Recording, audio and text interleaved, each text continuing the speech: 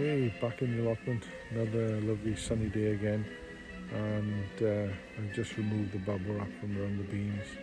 Hopefully the threat of frost is gone and the cold wind has disappeared. In fact, we're supposed to have another nice couple of weeks of sunny weather. They need watering now, but they're looking pretty good. But I'll water them once the sun has gone down a little bit later on. So here are the beans, they've all survived. Been wrapped up in the bubble wrap the last week. They'll need a watering now, and I'll do that once the sun has gone off. Some of them have started to curl around the canes, others I'll have to encourage, but once they start they'll make their own way up. Looking good at the moment. Here's my Victoria plum tree. As you can see, a lot of growth gone on this year so far. Everything's growing really well here. It's a sea of green in the garden here at the moment. Hi everybody, welcome back to Tales from the Allotment. Not a lot going on this week. Cutting the grass, weeding, keep everything watered, keep everything tidy. I'm still waiting for all my plants, onion sets, whatever, to come online. I ordered them about 2 months ago and nothing's happening yet. They keep telling me they come in, but they keep missing their deadlines. But hey ho, what can you do? So let's have another tale then from the allotment. If you've been watching these videos, you know I joined the police force back in 1982, and at the time we were still in the middle of the Cold War, and there's always a threat that Russia would be lobbing something over to us that we didn't particularly want, and as a result we had a special telephone in the police station in Wellspool, and every now and again it'd ring, it had a special ring to it, and you'd have to pick this phone up and answer it, and it was some mandarin in a hall somewhere checking the phone lines to make sure they were working, because that was a phone that would go to give us a 4-minute warning if Russia was going to be sending something over to us. Well, a lot of people don't realise that Wellspool was a target during the Cold War because of the Krigan Mast. And the Krigan Mast, for people who didn't know, was a huge big array of masts that the government then communicated with their Polaris submarines, our nuclear deterrent. Signals came into Wellspool and they got sent out from these masts in Wellspool all around the world before the times of internet and all the rest of it. So we were a target, not that you could do much in 4 minutes anyway, but that's why it was there. And I'm just telling you this because we got give a bit of background to this story. In the basement of Wellspool Police Station, we had 5 or 6 air raid sirens, hand cranked air raid sirens. These were quite big, heavy, cumbersome, and if it got to the stage where it was likely that the Russians were going to be sending these things over to us, we'd have distributed these air raid sirens around the towns of Montgomeryshire.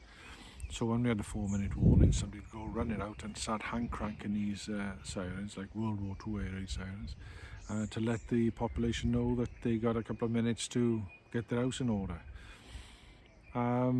Anyway, the story goes, well, not the story.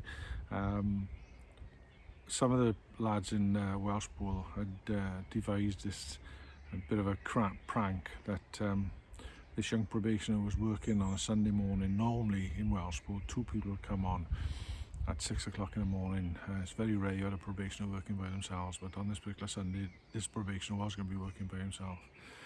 And they'd arranged for a message to be put in his tray to say that all these air raid sirens needed to be taken out on Sunday morning, and at 8 o'clock he was to hand crank them all to make sure they worked. This was going to be a nationwide thing. And they got the message. It looked like it just came from one of the bosses, and nobody actually told him to do it. It was in his tray, his job to do it. And I was told about this on the Saturday, and it was my job to get to Wellspool by 8 o'clock on a Sunday morning, just to stop him from starting to wind these things up, because once you start winding them, you can't stop them. They have to stop by themselves. There's such a force inside that once you got him going, that was it. Anyway, I thought, yeah, okay, no problem. I was working traffic in Newtown at the time, so I came on at 6 o'clock, and at 7 o'clock I got in a car and started making my way towards Wellspool. And would you believe it, I got diverted to a job. I can't remember where it was, but I got diverted. And there was a big panic on by myself then, because I couldn't get on the air and tell him not to do it. You know, I wasn't supposed to know he was doing it. Anyway, I managed to sort this job out and rushed down to Wellspool and got there about 5 to 8. And fair play to him, he'd actually got all these air raid sirens, and they weren't lightweight by any means, but he got them all out in the backyard, and he was sort of looking at his watch and waiting for 8 o'clock. And I asked him what he was doing, and he told me, and I said, don't be daft. You know, you can't do this at 8 o'clock in the morning. You can wake everywhere.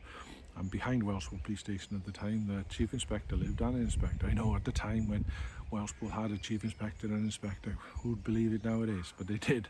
And I managed to persuade him not to do it, even though he brought out this telex message saying he was supposed to do it.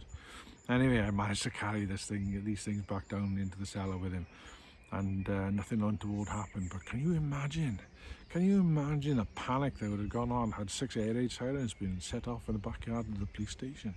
Can you imagine the Chief Inspector coming in with a hangover on a Sunday morning and being woken up by 6 air raid sirens? Just I dread to think what would have happened. Oh my God. Anyway, it didn't happen, thank God. Had it happened and I hadn't been able to stop it, perhaps I wouldn't be talking to you now about tales from the police station. Perhaps I wouldn't have been in the police force much longer, but anyway, one of those things that is a good job it didn't get off. But there we are. I'll speak to you again with another tale from the allotment next time. Okay then, before I go, if you're enjoying this little series of videos I'm making, Tales from the Allotment, please like and subscribe, hit the little bell down below, and you'll get notification of when the videos get posted. Make a few comments down below if you want. It'd be nice to see what people think, see if people are happy with the content that I'm putting out, see if they want any changes, anything like that. And I'll see you next time.